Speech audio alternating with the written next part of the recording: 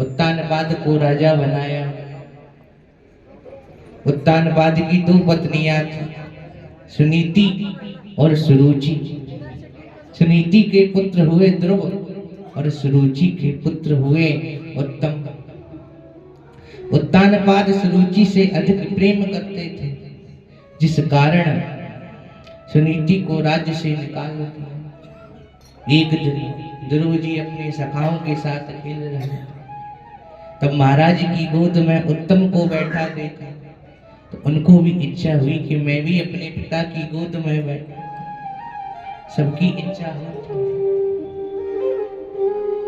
जैसे ही ध्रुव जी आगे बढ़े तो मां ने रोक लिया, कहने लगी तुम इस गोद के लायक नहीं हो, तुम पहले जाओ और वन में जाकर भजन करो, और जब भगवान प्रसन्न हो जाए जब जाकर उनसे ये मांगना कि तुम मेरी कोख से जन्म, जब ही तुम इनकी गोद में बैठ सकते हो, अभी नहीं। और ध्रुव जी के आग लग गई, माता के पास गए और कहने लगे माता मुझे गोद में नहीं बैठने दिया, मुझको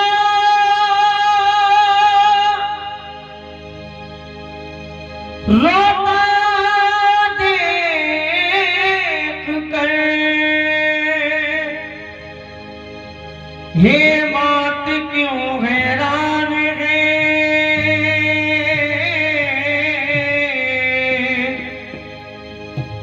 अगर बताऊं बात तुझको तो ज्यादा हो परेशान है।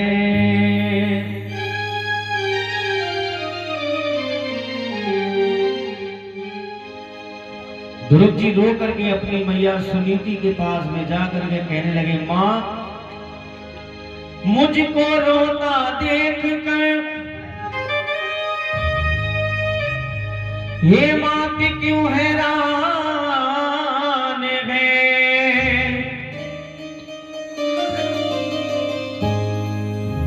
अगर बताऊं बात तुझको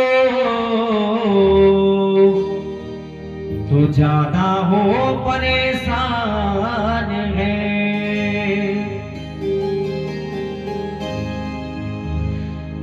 मौसी ने मारा मुझे, आज पिता के सामने इसीलिए ये रो रहा, बालक तेरा नादान है।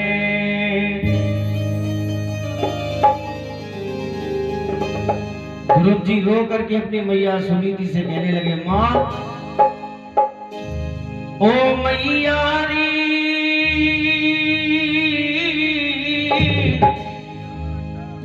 चाटा मार दीना, मौसी ने मेरे चाटा मार दीना, मौसी ने मेरे चाटा मार दीना। ओ मैया री चाटा मार दीना, गाल पे मेरे चाटा मार दीना, गाल पे मेरे चाटा मार दीना। मुझे खींच बॉडी में अपना, मुझे खींच बॉडी में अपना उत्तम ठार दीना, चाटा मार दीना, मौसी ने मेरे चाटा मार दीना।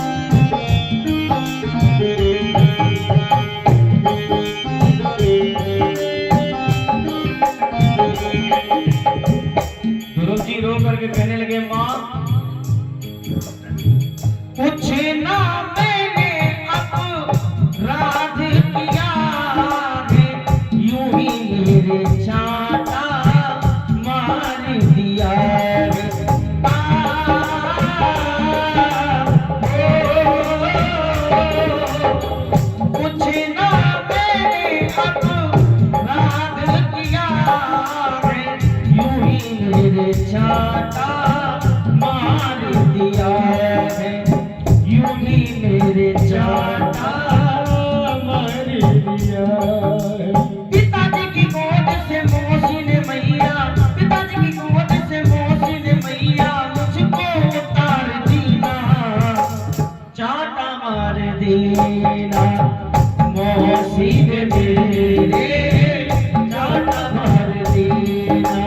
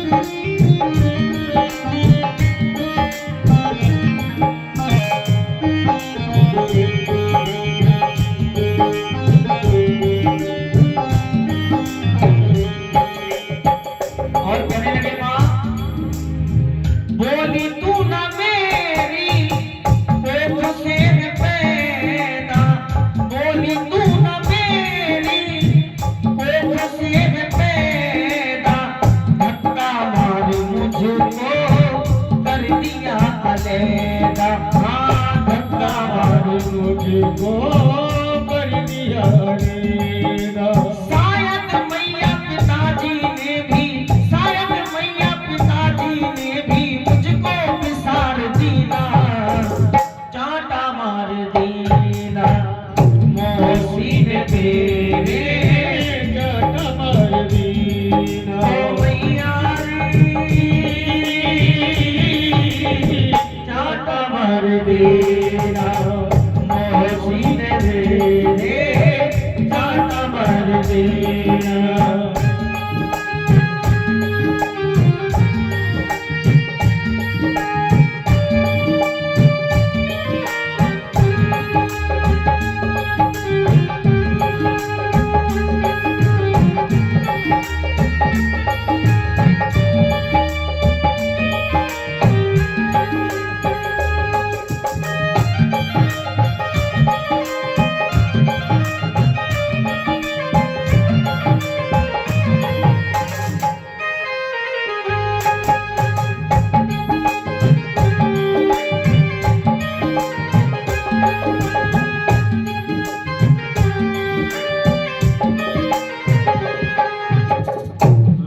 ध्रुव जी कह रहे हैं माँ, पिताजी की ऐसे बन गए भोले, पिताजी की ऐसे बन गए भोले, देखते रहे सब कुछ ना बोले।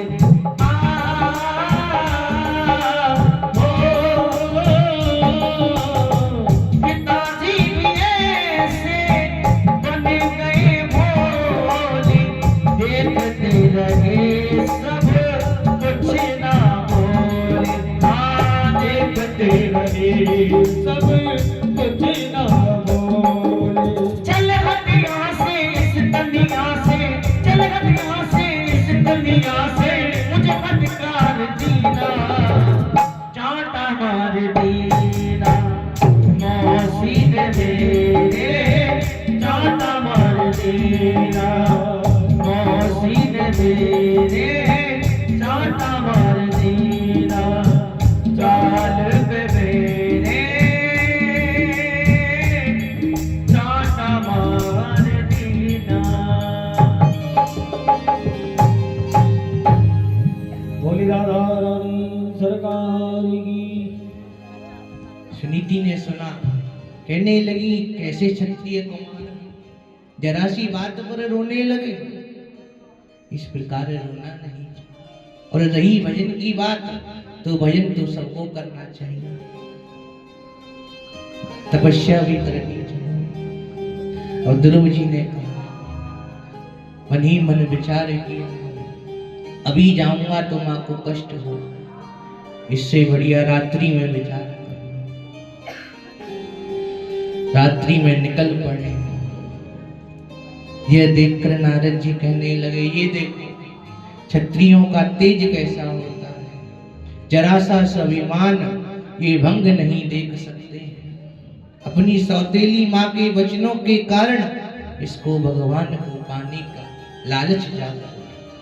जरा देखूं तो सही, इसका ये संकल्प जो है ये पक्का तो है, कहीं कच्चा तो नहीं। 2 दिन तपस्या की, तीसरे दिन घर, ऐसा तो नहीं।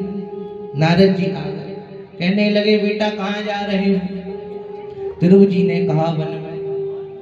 नारद जी ने कहा क्यों? ध्रुव जी ने सारी घटना बता दी। नारद जी कहने लगे इतनी सी बात? अरे कुत्ता ने बात, तो मेरे बहुत अच्छे मित्र हैं, मेरे साथ चलो। वो मेरे कहने पर तुम्हें गोद में बैठा नहीं। तपस्या के लिए मत जाओ, वहां पर जंगली शेर भालू रहते हैं, वो तुम्हें खा जाएंगे। ध्रुव जी कहने लगे अब तो जरूर जाऊंगा। नारद जी कहने लगे क्यों? अब तो तुम्हें पिता की गोद भी मिल गई, अब क्यों जाओगे? ध्रुव जी कहने लगे अगर जब मैंने तपस्या के लिए सोचा है, जब मुझे गोद मिल गई, जब तपस्या करूंगा तो पता नहीं क्या क्या मिल जाए, ये देखने के लिए तपस्या करूंगा। नारद जी ने कहा वहां मत जाओ, वहां पर सांप भी रहते हैं। ध्रुव जी ने कहा संत महात्मा जी मैं आपका नाम जान सकता हूँ? कहने लगे मैं नारद हूँ। ध्रुव जी कहने लगे असली या नकली? नारद जी कहने लगे असली नकली से क्या मतलब है, मैं तो नारद हूँ। ध्रुव जी कहने लगे मेरी माँ कहती है जिसको नारद जी मिल जाते हैं उसको साक्षात भगवान मिल जाते हैं। अब आप मुझे भजन के लिए मना कर रहे हो, इसलिए मैंने पूछा। बोले मैं ही नारद हूँ, मैं तो तुम्हारी परीक्षा ले रहा था, तुम्हारा दृढ़ संकल्प है या फिर नहीं। इस प्रकार कहकर नारद जी कहते तुम वृंदावन चले जाओ और यमुना तट पर भजन करो। वहां पर भगवान ने अनेकों लीलाएं की, भगवान का सानिध्य वहां नित्य रहता है, तुम्हारे लिए वही उचित स्थल होगा। ऐसा कहकर नारद जी ध्रुव जी को 12 अक्षर का उपदेश देकर चले गए। इधर महाराज को ज्ञात हुआ, विलाप करने लगे। सुतो में बालको ब्रह्मन् स्त्रीणा करुणात्मना निर्वासित 5 वर्षा से मात्रा महान कवि। मैं कितना बड़ा स्त्री लंपट हूँ, मैंने एक स्त्री के कहने पर अपने पुत्र को गोद में नहीं बैठा। मुझे जैसे इंसान को तो जीना भी नहीं चाहिए। उसी समय पर नारद जी कहने लगे प्रभु ध्रुव जी का अब कुछ नहीं बिगड़ने वाला, वो जल्द ही भगवान के दर्शन करके ही आएंगे। इस प्रकार कहा। अब यहाँ आकर ध्रुव जी ने कठिन तपस्या प्रारंभ की। पहले महीने में 3 बार कपित्त और बेर खाकर तपस्या की। दूसरे महीने में 9 दिनों में केवल बेल खाकर तपस्या की। फिर हवा पीकर रहे। इतनी घोर तपस्या की कि इनके भार से पृथ्वी एक ओर को झुक गई। देवता भयभीत हो गए। इंद्र भगवान के पास गया, कहने लगा प्रभु आप जल्दी से ध्रुव जी को दर्शन दो, नहीं तो पूरी पृथ्वी उनके भार से नीचे चली जाए। भगवान कहने लगे ध्रुव जैसे भक्त को मैं दर्शन नहीं दे सकता, मुझ में इतनी सामर्थ्य है। इतने में ही देवता नाराज हुए। तब भगवान ने कहा ध्रुव जी को दर्शन तो नहीं दे सकता, लेकिन ध्रुव जैसे भक्त के दर्शन तो कर सकता हूं, इसीलिए मैं जाऊंगा।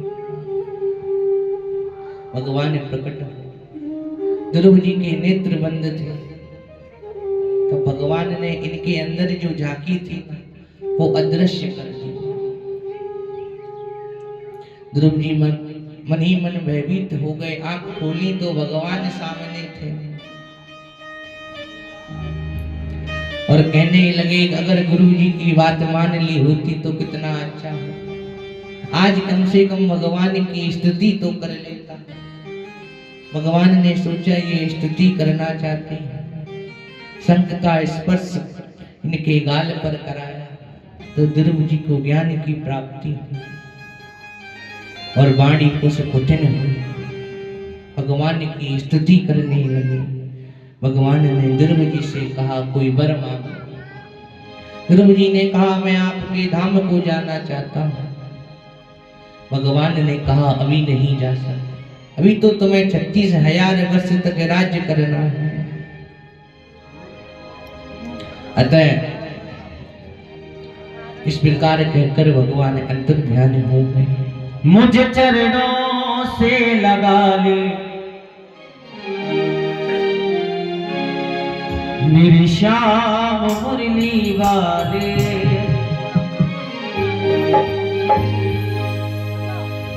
मुझे चरणों से लगा ले। उधर तो ध्रुव जी ने कहा भगवान से, इधर आप लोग कहिए मुझे चरणों से लगा ले मेरी श्याम मुरली वाले, मुझे चरणों से लगा ले मेरी श्याम मुरली वाले। मेरे रोम रोम में तेरा, मेरे रोम रोम में तेरा ही नाम मुरली वाले, मुझे चरणों से लगा ले मेरी श्याम मुरली वाले, मुझे चरणों से लगा ले मेरी श्याम मुरली।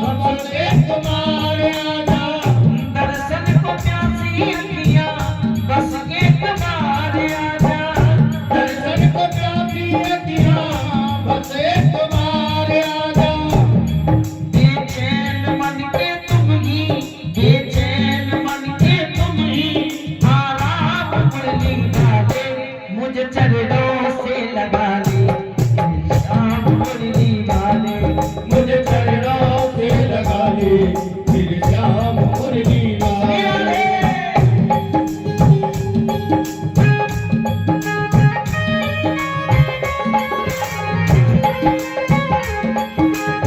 कोई बात नहीं बिहारी लाल की।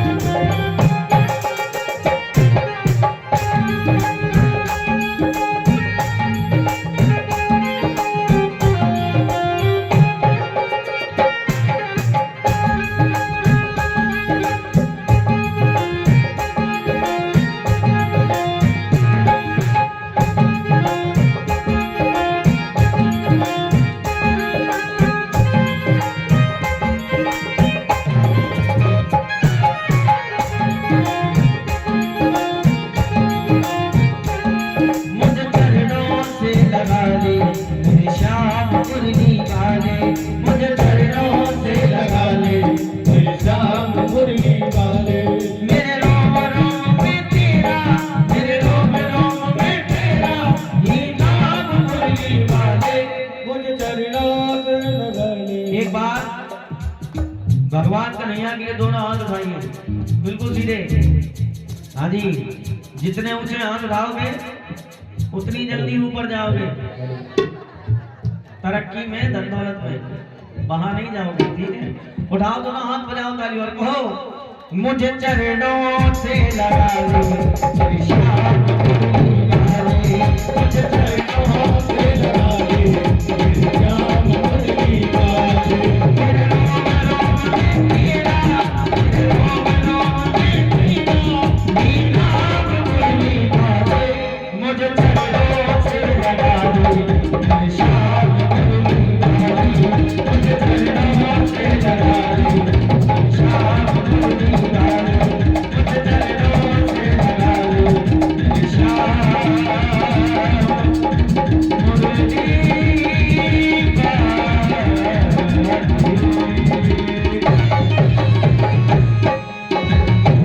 बोली नंद के लाला की जय हो, जय जय श्री राधे श्याम।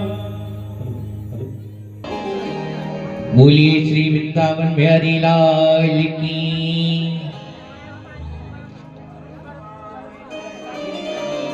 अतः भगवान ने इनको वरदान दिया और वहां से अंतर ध्यान। ध्रुव जी ने भी 36,000 वर्षों तक राज्य किया। एक दिन भगवान को इनकी याद आई तो अपने पार्षदों को पार्षदों ने इनसे आकर कहा, आपको भगवान ने याद किया। ये जैसे ही उस रथ पर चढ़ने जा रहे थे, उसी समय पर एक काला पुरुष वहां आया। वह कहने लगा, जब तक आप मेरा स्पर्श नहीं करोगे, जब तक आप यहाँ से जा नहीं सकते। वह काला पुरुष कोई और नहीं था, बल्कि मृत्यु थी। ध्रुव जी कहने लगे, आप मुझे जल्दी छुओ, मुझे भगवान से बहुत वार्तालाप करनी है। वे कहने लगा, मुझ में कितनी सामर्थ्य कहा जो मैं आपको छू सकूं। ध्रुव जी कहने लगे, छू भी नहीं सकते और आपको स्पर्श करके ही मैं जाऊंगा, तो बताओ अब मैं क्या करूं। कहने लगे, देखो आप मैं नीचे बैठ जाता हूँ और आप मेरे ऊपर पैर रखकर इस रथ पर चढ़े जाना, विमान पर चढ़े जाना, जिससे कि मेरा स्पर्श भी हो जाएगा और जो नीति है वो नीति भी रह जाएगी। इस प्रकार कहकर प्रहलाद जी इसके ऊपर चढ़े और जाने लगे। इतने में ही भगवान के पार्षदों ने इनको ले जाना प्रारंभ किया। ध्रुव जी कहने लगे मैं अपनी माँ के बिना नहीं जाऊंगा, क्योंकि माँ ने ही तो भजन के लिए कहा था, अभी तो मेरी ऐसी गति हुई है, पहले मेरी माँ को दिखाओ, माँ भी मेरे साथ धाम जाएगी। पार्षदों ने दूसरे विमान में इनकी माता को दिखाया तो दोनों जाने लगे। भगवान ने इनको ऐसे लोक का राजा बनाया जिसमें सभी नहीं जा सकते हैं। इस प्रकार